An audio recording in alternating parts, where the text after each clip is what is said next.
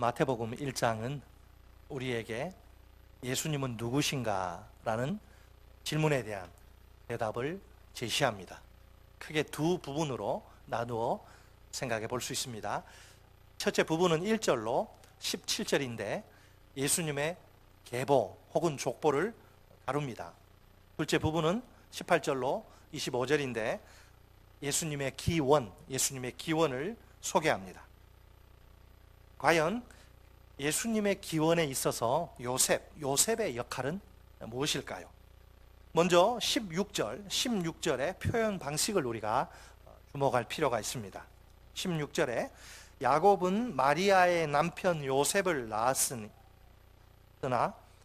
마리아에게서 그리스도라 칭하는 예수가 나시니라. 야곱은 마리아의 남편 요셉을 낳았는데 마리아에게서 누가? 그리스도라 칭하는 예수가 나시니라. 예수님이 요셉과 마리아 사이에서 태어났다 이렇게 말하지 않습니다. 그 대신에 단지 마리아에게서 태어났다라고 이야기합니다. 마리아의 남편인 요셉의 역할이 전혀 없는 것 같아 뭔가 부자연스럽습니다. 도대체 어떻게 된 일입니까? 이 질문에 대한 대답을 오늘 본문이 제공합니다. 그렇다면 이 요셉을 우리가 무시해도 좋을까요? 마태가 볼 때는 요셉의 역할도 상당히 중요합니다. 요셉은 예수님의 기원과 결코 아무 상관이 없는 자가 아닙니다. 예수님이 다윗의 자손이라 불릴 수 있는 기초를 제공한 장본인입니다. 특히 1절로 17절에 소개된 예수님의 계보, 족보를 보세요. 마리아의 조상이 아니라 요셉의 조상을 따라가고 있지 않습니까? 그만큼 요셉이 중요한 인물인 셈입니다. 본문 18절을 보면 예수님의 어머니인 마리아는 요셉과 약혼한 상태입니다.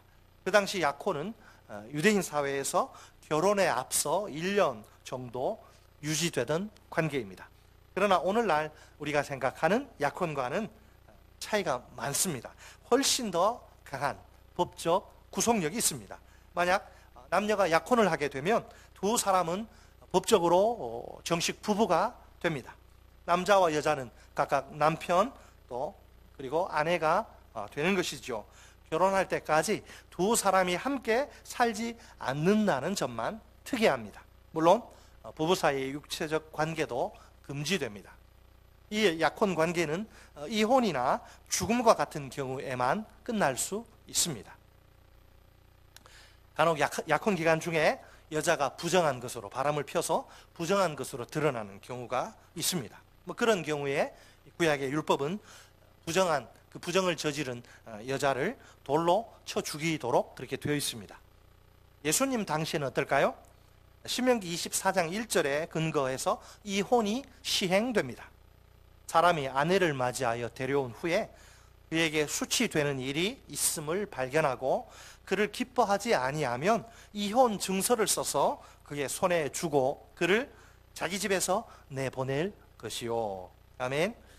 요셉과 마리아 역시 약혼한 사이지만 그 당시에 관습에 따라 동거하지는 않습니다. 여기까지는 아무런 문제가 없습니다. 그런데 마리아에게 엄청난 문제가 발생합니다. 본문 18절 하반절 말씀입니다.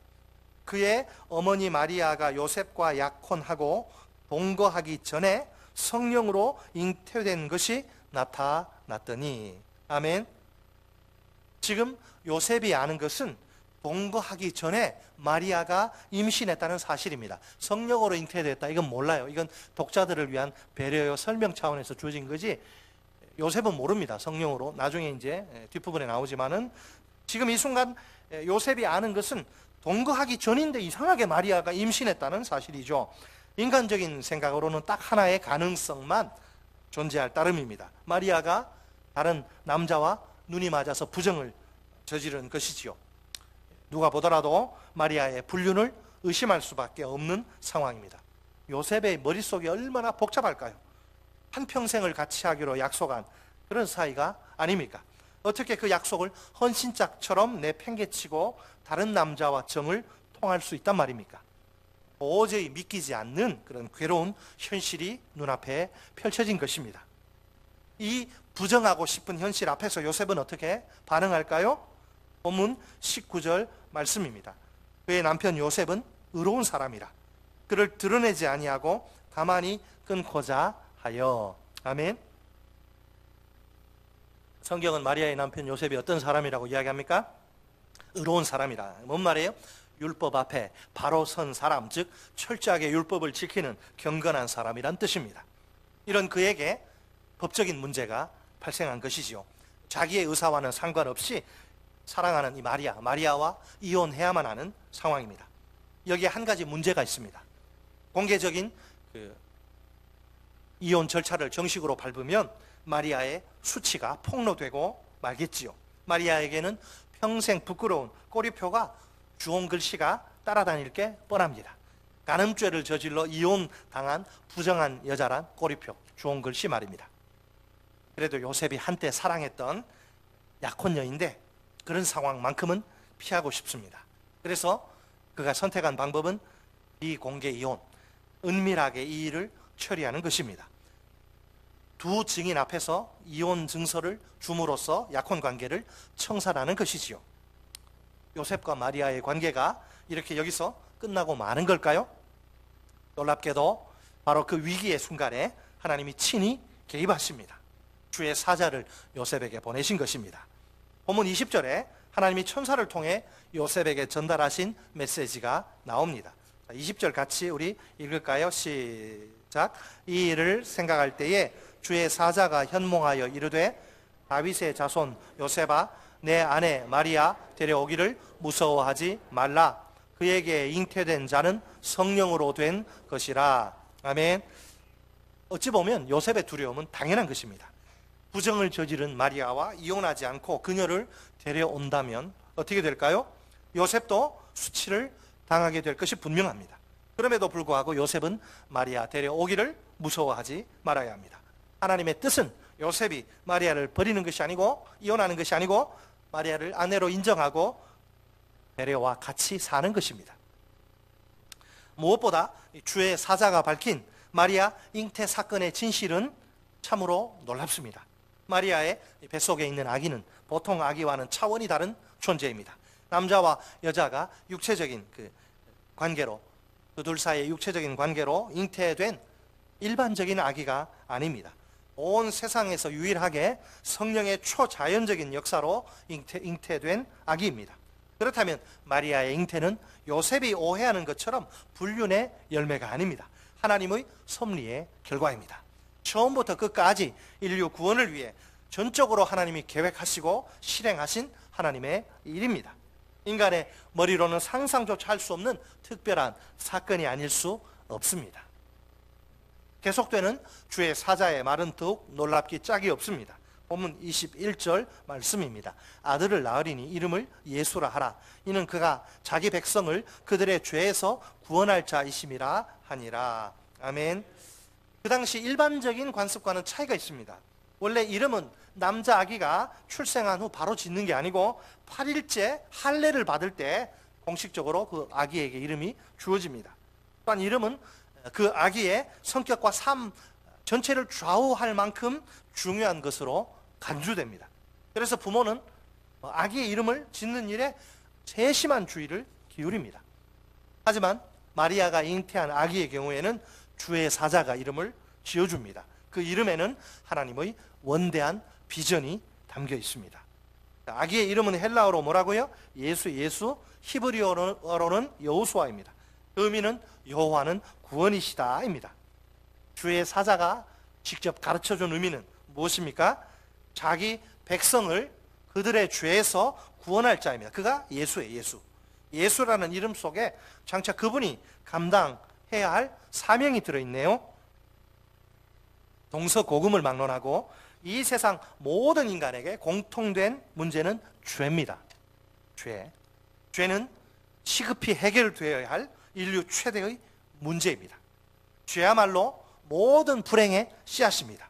죄로 말미암아 이 땅에 죽음이 찾아오지요. 죽음 이후에는 영원한 지옥 멸망이란 심판이 기다리는 중입니다. 그 어느 누구에게도 예외란 없습니다. 얼마나 비참하고 끔찍한 신세입니까? 이 최악의 불행을 피하려면 반드시 죄 문제가 해결되어야 합니다. 슬프게도 인간 스스로에게는 죄 문제를 해결할 능력이 전혀 없습니다. 바꾸어 말하면 구원의 가능성은 0%, 0%입니다. 대단히 가슴 아픈 일이지만 전 인류가 꼼짝없이 다 멸망당하게 생긴 거예요. 이 문제를 해결하시기 위해 세상을 이처럼 사랑하신 하나님이 직접 나서십니다. 구원자를 이 세상에 보내신 것이지요. 그분이 바로 성육신 하신 처녀의 몸을 통해 잉태되시고 또 태어나신 하나님의 아들 예수 그리스도입니다. 여러분, 예수님이 공생의 기간 동안 하신 일이 무엇입니까? 참 많은 일들을 하셨는데 마태복음 9장 35절 말씀은 그 일을 이렇게 표현합니다. 예수께서 모든 도시와 마을에 두루 다니사 그들의 회당에서 가르치시며 천국 복음을 전파하시며 모든 병과 모든 약한 것을 고치시니라. 아멘. 예수님이 감당하신 그 수많은 사역을 크게 세 가지로 딱 요약 압축해서 이렇게 표현한 거죠. 가르치시며 전파하시며 고치시니라. 따라서 해보시겠습니다. 가르치시며 전파하시며 고치시니라. 뭘 가르치셨어요? 하나님의 말씀을 가르치시고 뭘 전파하셨어요? 천국 복음을 전파하시고 뭘 고치셨어요? 병든 자들, 개나 고양이를 고치신 것이 아니고 병든 사람들을 고치셨습니다. 안타깝게도 예수님의 이 사역 앞에 냉담하게 싹 돌아선 자들이 참 많습니다. 그러나 그들과는 대조적으로 긍정적인 반응을 보인 사람들도 있습니다. 회개와 믿음으로 반응한 자들이지요. 그들 대부분은 인간적인 눈으로 볼 때 볼품없는 연약한 인생들입니다. 뭐 하나 변변하게 내세울 것 없는 초라한 존재들입니다. 세상에서 주목받기 어려운 사람들입니다. 그러나 예수님은 그들 가운데 단 한 사람도 너 안 되겠다, 너 자격 미달이야, 함량 미달이야, 그렇게 거절하시지 않습니다. 한 사람도 우리 주님은 거절하시지 않습니다. 그들의 과거와 현재와 미래 모든 죄를 용서해 주십니다. 그들의 품에 지상 최고 최대 선물인 구원을 안겨주십니다. 결국 그들 모두를 자기 백성으로, 친백성으로 받아주신 것이지요. 오늘 우리가 왜 예수님을 믿습니까? 오늘 우리가 예수님을 통해 뭘 기대해야 됩니까? 당연히 죄로부터의 구원입니다. 예수님을 통해 우리의 죄 문제가 완전히 해결되어야 합니다. 그래야 우리가 하나님의 복된 구원을 누릴 수 있습니다. 하나님의 참된 백성, 친백성이 될 수 있습니다. 교회만 오래 다닌다고 되는 게 아닙니다. 교회에서 열심히 봉사만 한다고 되는 것도 아닙니다. 예수님의 복음 앞에 회개와 믿음으로 반응해야 합니다. 여기에 모인 우리 모두가 정직하게 일생에 단 한 번 직면해야 할, 반드시 대답해야 할 중차대한 질문이 있습니다. 과연 나는 예수님을 인격적으로 만났는가? 나는 예수님의 복음을 깨닫고 내 죄를 철저히 회개했는가? 나는 예수님을 나의 구세주와 주인으로 믿고 받아들였는가? 반드시 한 번은 대답하셔야 됩니다. 이 질문에. 교회를 얼마나 몇 년 다녔느냐? 성경 몇 독 했느냐? 어떤 부서에서 몇 년 봉사했냐? 그게 아니에요. 내가 예수를 만났는가? 오늘 이 땅 위에 모든 교회가 힘써야 할 일이 무엇입니까? 할 일 많죠. 교회에 할 일이 많죠. 가장 본질적인 일이 뭐예요? 이 세상에 구원자 예수님을 올바르게 선포하고 전하는 일입니다. 이 세상 사람들에게 절실히 필요한 것은 일자리도 아니고 돈도 아니고 구원이에요. 구원. 그들은 어서 빨리 자기들의 인생 최대의 문제, 죄 문제를 해결받아야 합니다. 어쩌면 시간이 그렇게 많이 남아있지 않을 수도 있습니다. 언제 자기의 최후의 순간이 코에서 호흡이 빠져나가는 그 시간이 닥칠지 아무도 모르지 않습니까? 우리가 교회를 통해 구원의 역사가 줄기차게 일어나기를 간절히 소망해야 합니다. 하나님이 부흥의 새 시대를 활짝 열어주시도록 힘써 기도해야 합니다. 하나님이 부흥의 새로운 세대를 일으켜 주시도록 뜨겁게 기도해야 합니다. 이제 마태는 예수님의 동정녀 잉태와 탄생을 입증하는 근거를 제시합니다. 그 근거는 구약 성경의 예언입니다. 본문 22절로 23절 우리 같이 읽습니다. 22절 23절 시작. 이 모든 일이 된 것은 주께서 선지자로 하신 말씀을 이루려 하심이니 이르시되 보라 처녀가 잉태하여 아들을 낳을 것이요 그의 이름은 임마누엘이라 하리라 하셨으니 이를 번역한즉 하나님이 우리와 함께 계시다 함이라. 아멘. 여기서 마태가 인용한 구절은 이사야 7장 14절의 예언입니다. 이 예언은 1차적으로 히스기야 시대 때 BC 8세기경 특정한 역사적 상황 속에서 주어집니다. 하지만 마태는 2차적으로 메시아의 탄생에 대한 종말론적 예언이라고 해석을 합니다. 예수님의 동정녀 잉태와 탄생이 이 이사야 예언의 성취라는 것이지요. 이 모든 일이 된 것은 이란 표현을 주목하세요. 이 모든 일은 지금까지 일어난 모든 일을 가리킵니다. 이 모든 일들은 이사야를 통해 예언된 하나님의 뜻과 정확히 일치합니다. 더 나아가 예언의 실현 그 자체입니다. 그러니까 하나님이 모든 상황을 통제하신 것입니다. 인간들끼리 지지고 볶고 그게 아니고 그렇게 현상적으로 보이지만 사실은 배후에서 하나님이 손으로 하나님께서 그 모든 상황 통제하신 거예요. 메시아가 이 세상의 구원자로 오시도록 구원의 역사를 주권적으로 통제하신 것입니다. 결국은 하나님이 자신의 뜻을 이루십니다. 그렇다면 이사야 7장 14절의 예언은 이사야 시대에 부분적으로 성취된 것이고요. 완전한 성취는 예수님의 탄생을 통해 이루어집니다. 더 영광스러운 성취라고 할 수 있습니다. 이사야 7장 14절의 예언은 아기의 이름을 분명하게 밝힙니다. 그 이름은 무엇이에요? 임마누엘입니다. 하나님이 우리와 함께 계시다. 그의 이름을 사람들이 임마누엘이라 부를 것이다. 예언인데요. 이 예언은 예수님의 실제 이름에 의해서 성취되지는 않습니다. 다만 예수님의 사명에 의해 성취될 뿐입니다. 마태는 지금 이 예수님의 탄생을 하나님의 임재의 실현, come true, 하나님의 임재의 실현으로 이해합니다. 하나님이 지금 이 세상에 오셨다는 거예요. 이런 이해는 12장 6절에 성전보다 더 큰 이가 여기 있다라는 선언에서 확증됩니다. 이 예언의 궁극적인 성취는, 최종적인 성취는 마태복음 28장 20절에 나오는 예수님의 약속입니다. 볼지어다 내가 세상 끝날까지 너희와 항상 함께 있으리라. 여러분, 구약 시대에 하나님은 어떻게 자신의 백성들과 함께 하십니까? 광야 시대 초창기에는 불기둥과 구름 기둥으로 임재하셔서 그들과 함께 하십니다. 성막이 완공된 후에는 그 성막에 좌정하시고 임재하심으로 그들과 함께 하십니다. 가나안 땅에 들어가서는 성전을 짓고 그 성전의 지성소에 또 좌정하시고 임재하심으로 그들과 함께 하십니다. 슬프게도 BC 586년에 바벨론의 침략으로 성전이 잿더미가 되고 말아요. 돌 위에 돌 하나 남지 완전히 다 파괴되어서 폐허가 되고 말아요.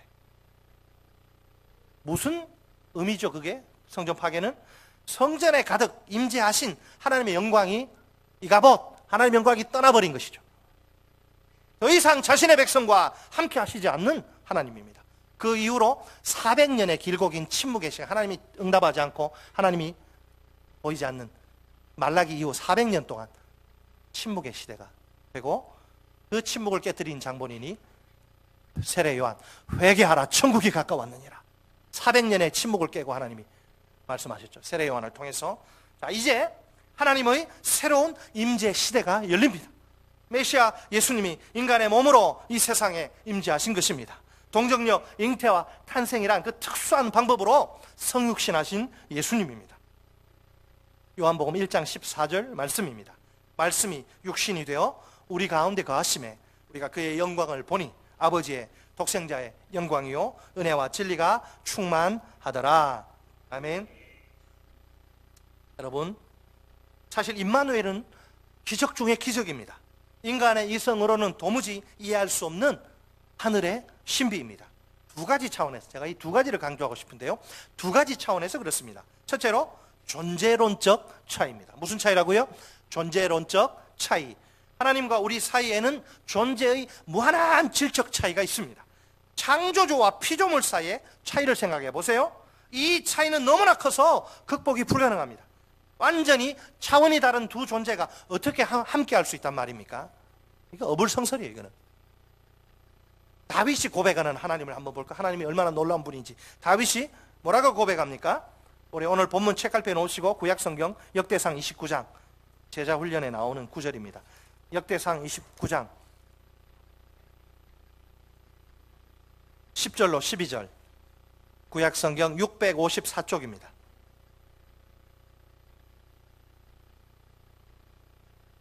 네, 654쪽에 보시면 역대상 29장 10절로 12절 말씀, 우리 다 같이 역대상 29장 10절로 12절 말씀 한 목소리로 읽습니다. 시작. 다윗이 온 회중 앞에서 여호와를 송축하여 이르되 우리 조상 이스라엘의 하나님 여호와여, 주는 영원부터 영원까지 송축을 받으시옵소서. 여호와여, 위대하심과 권능과 영광과 승리와 위엄이 다 주께 속하였사오니 천지에 있는 것이 다 주의 것이로소이다. 여호와여, 주권도 주께 속하였사오니 주는 높으사 만물의 머리이심이니이다. 부와 귀가 주께로 말미암고 또 주는 만물의 주제가 되사 손에 권세와 능력이 있사오니 모든 사람을 크게 하심과 강하게 하심이 주의 손에 있나이다. 아멘. 우리 하나님께 속한 것들이 무엇인지 다시 한번 자세히 살펴보세요. 위대하심, 권능, 영광, 승리, 위엄, 천지에 있는 것, 주권, 부와 귀, 권세, 능력, 크게 하심, 강하게 하심. 그렇다면 다윗이 고백하는 하나님은 얼마나 위대하시고 존귀하신 분입니까? 그분은 온 우주 만물의 주인이시며 통치자이십니다. 물론 고백이 전부는 아닙니다. 하나님을 향한 다윗의 놀라운 반응도 있어요. 우리 13절 같이 또 읽습니다. 13절 시작. 우리 하나님이여, 이제 우리가 주께 감사하오며 주의 영화로운 이름을 찬양하나이다. 아멘. 주님의 높고 위대하심을 내 영혼이, 하나님의 위대하심과 존귀하심에 완전히 압도당한 다윗이에요. 그러자 그의 영혼이 요동치기 시작합니다. 도저히 가만히 앉아있을 수가 없습니다. 가슴속 깊은 곳에서부터 주체할 수 없는 뜨거운 감사와 찬양이 터져 나옵니다. 생생한 예배의 감격이라고 볼 수 있습니다.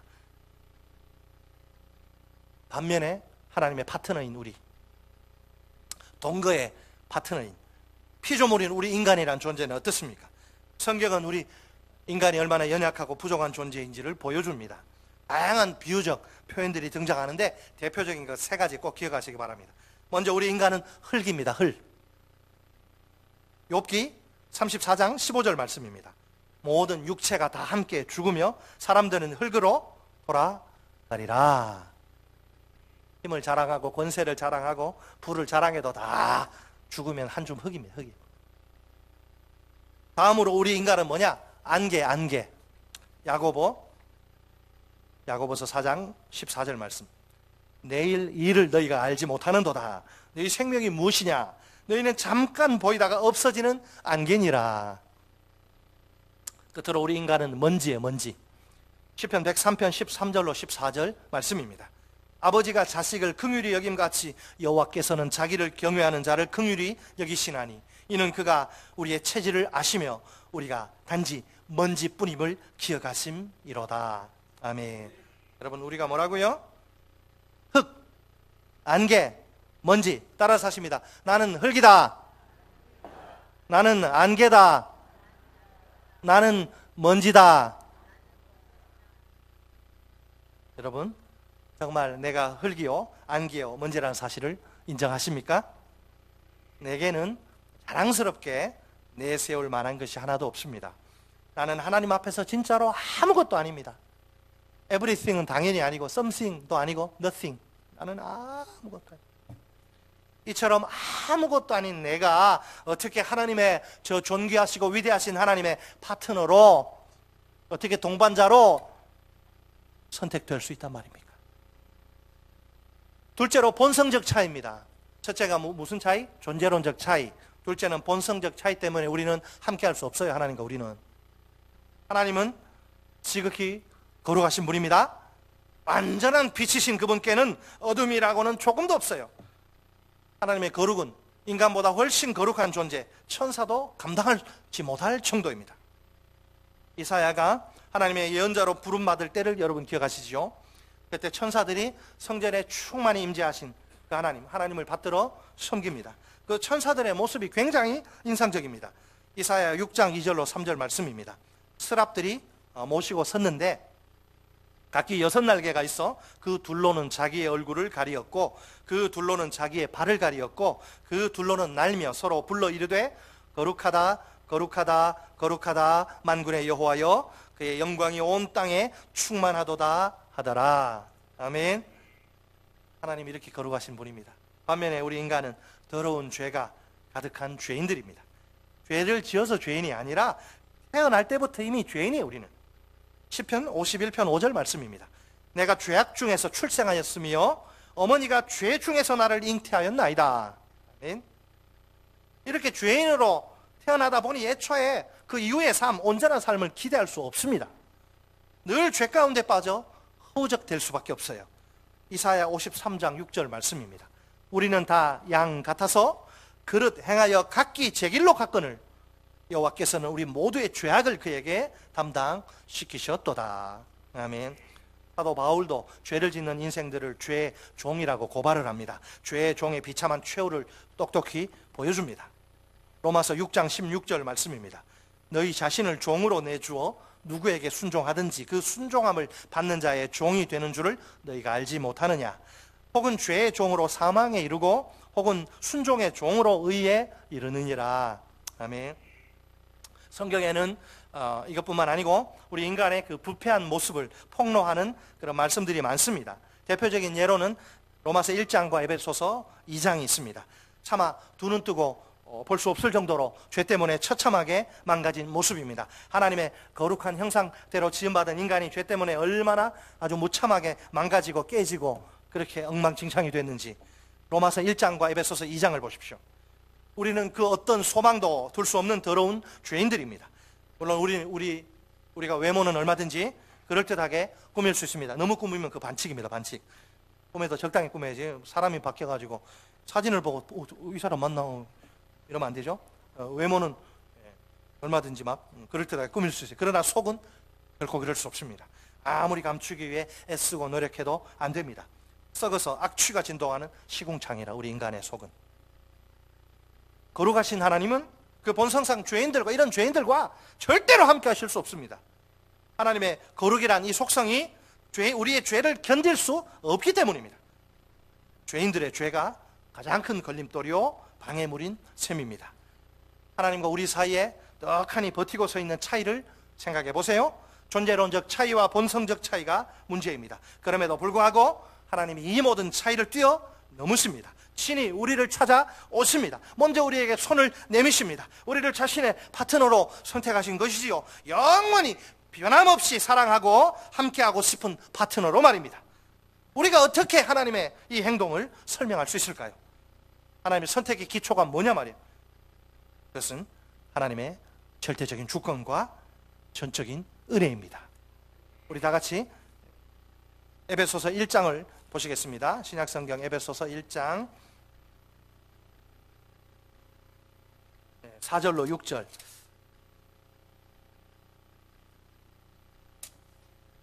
에베소서 1장 4절로 6절만 봅니다. 신약성경 310쪽입니다. 에베소서 1장 4절로 6절만. 4절로 6절 시작. 곧 창세 전에 그리스도 안에서 우리를 택하사 우리로 사랑 안에서 그 앞에 거룩하고 흠이 없게 하시려고 그 기쁘신 뜻대로 우리를 예정하사 예수 그리스도로 말미암아 자기의 아들들이 되게 하셨으니 이는 그가 사랑하시는 자 안에서 우리에게 거저 주시는 바 그의 은혜의 영광을 찬송하게 하려는 것이라. 아멘. 자, 이 4절 5절 그 헬러 문장 번역이 까다로운데 어려운데요. 그 의미를 좀 살려서 직역하면 이렇습니다. 하나님은 자기 앞에서 우리가 거룩하고 흠이 없는 자들이 되도록 창세전에 그리스도 안에서 우리를 택하셨으며 예수 그리스도를 통해 우리를 자기의 아들들로 입양하시려고 우리 원래 하나님의 친자식이 아닙니다. 입양된 자식들이에요. 자기의 아들들로 입양하시려고 그의 기쁘신 뜻을 따라 사랑 안에서 우리를 예정하셨다. 자, 하나님의 선택이 언제 이루어졌다고 말씀합니까? 창세 전에, 우주 만물 창조하기 전에, 하나님의 선택이 창세 전에 일어났다는, 이게 무슨 의미입니까? 우리의 공로나 조건과는 아무 상관없이 이루어진 선택이란 거죠. 선택의 기초는 하나님 자신의 자유로운 결정과 사랑입니다. 칼빈이 이 부분을 이렇게 이야기합니다. 하나님의 선택은 자유로운 것이며 인간의 모든 가치와 업적과 덕을 무너뜨리고 무효화한다.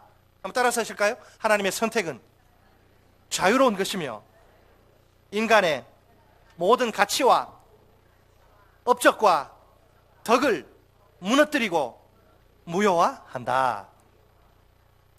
원래 우리가 누구입니까? 하나님의 은혜로운 선택이 아니라 무서운 심판을 받아야 마땅한 죄인들이죠. 그런데도 하나님은 이런 우리를 하나님의 자녀로 선택하십니다. 따라서 선택은 전적으로 하나님의 주권과 은혜로 이루어진 위대한 일입니다. 그러면 선택의 목적은 또 무엇입니까? 단지 우리의 죄를 용서하시고 천국으로 데려가시는 게 아니에요. 우리가 하나님 앞에서 거룩하고 흠이 없게 되는 것입니다. 하나님이 우리를 구원하시는 즉시 천국으로, 그 좋은 천국으로 데려가시면 얼마나 좋을까요?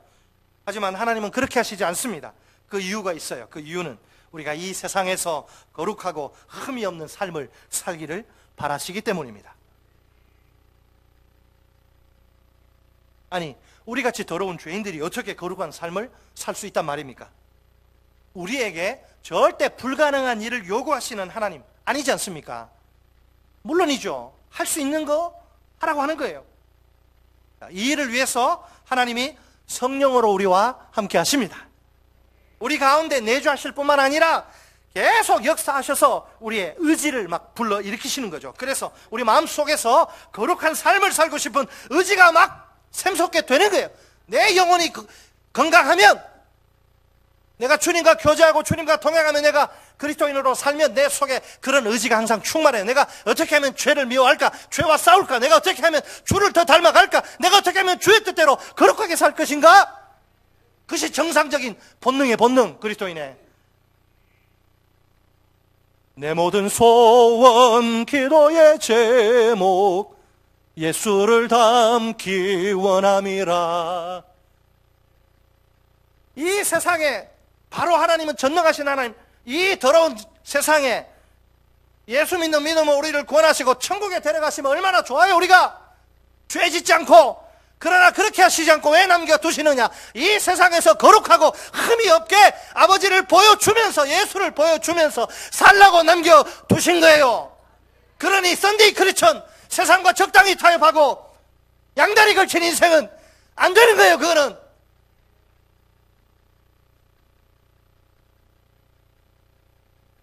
하나님이요, 내주하셔서 의지만 불러일으키시는 게 아니라 실제로 거룩한 삶을 살 수 있는 능력을 부어 주십니다. 이런 과정을 통해서 결국 하나님이 성령으로 우리를 점점 거룩하게 만드시는 거예요. 그 끝이 뭐예요? 주 예수의 날, 영광의 날에 거룩하고 흠이 없고 책망할 것이 없는 영화의 존재로 우리를 그렇게 세우실 것입니다. 이 땅에서 막 엉망진창으로 사는데 갑자기 어떻게 우리가 영광의 존재가 돼요?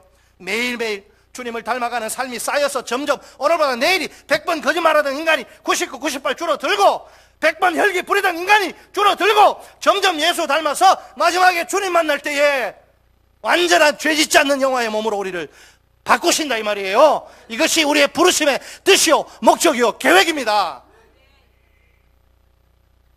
하나님이 우리같이 더럽고 악한 죄인들을 선택하시다니요, 우리와 세상 끝날까지 함께 하시면서 우리를 영광스러운 존재로 만들어 가시다니요, 얼마나 감사한 일입니까? 처음의 질문으로 돌아가 봅시다. 동정녀 마리아의 몸을 통해 우리에게 오신 예수는 누구십니까? 그분은 내게 어떤 의미가 있습니까? 첫째로 그분의 이름은 예수입니다. 예수님은 자기 백성인 우리를 우리 죄에서 구원하실 분입니다. 온 인류 최대의 문제인 죄를 해결하시기 위해 하나님이 예수님을 보내주십니다. 예수님이 십자가에서 우리의 모든 죄를 뒤집어 쓰시고 피 쏟으시고 죽으셔서 우리의 모든 죄를 해결하십니다. 결국 하나님이 예수의 십자가로 우리에게 구원의 선물을 주십니다. 우리를 자신의 친백성으로 삼으십니다. 내가 구원받은 것이 확실합니까? 나의 구원을 확인하기 위해 스스로에게 이런 질문을 한번 던져봅시다. 과연 나는 예수님을 인격적으로 만났습니까? 나는 예수님의 복음을 깨닫고 내 죄를 철저히 회개했습니까? 나는 예수님을 나의 구세주와 주인으로 믿고 받아들였습니까? 둘째로 그분의 이름은 임마누엘입니다. 우리와 세상 끝날까지 항상 함께 계시는 하나님입니다. 임마누엘은 기적 중에 기적이에요. 있을 수 없는 일입니다. 하나님과 우리 사이에 있는 결정적인 이 차이, 우리 힘으로 도저히 극복이 불가능해요. 하나님은 온 우주 만물의 주인이시며 통치자이십니다. 반면에 우리는 흙이요 안개요 먼지입니다. 또한 하나님은 지극히 거룩하신 분입니다. 반면에 우리는 지독히 더러운 죄인들입니다. 그럼에도 불구하고 하나님은 이 모든 본질적인 차이를, 결정적인 차이를 훌쩍 뛰어넘으십니다. 절대적인 주권과 전적인 은혜로 우리를 동거의 파트너로 선택하십니다. 성령으로 우리와 세상 끝날까지 영원히 함께 하십니다. 이 세상에서 우리를 점점 거룩하고 흠이 없는 존재로 만들어 가십니다. 결국 예수 그리스도의 그 날에 우리 모두는 영광스러운 존재로 변화되고 말 것입니다. 거룩하고 흠이 없고 책망할 것이 없는 완벽한 영화의 존재 말입니다. 이것보다 더 복된 일이 어디에 있을까요? 우리 모두 구원자이신 예수님을 인격적으로 만날 수 있기를 소망합니다. 예수님을 구세주와 주인으로 믿고 받아들일 수 있기를 바랍니다. 또한 다윗처럼 감사와 찬양의 예배로 하나님께 모든 영광을 돌리길 소망합니다. 매일매일 함께 하시고 능력 주시는 성령의 능력을 힘입어 거룩한 삶을 살기 바랍니다.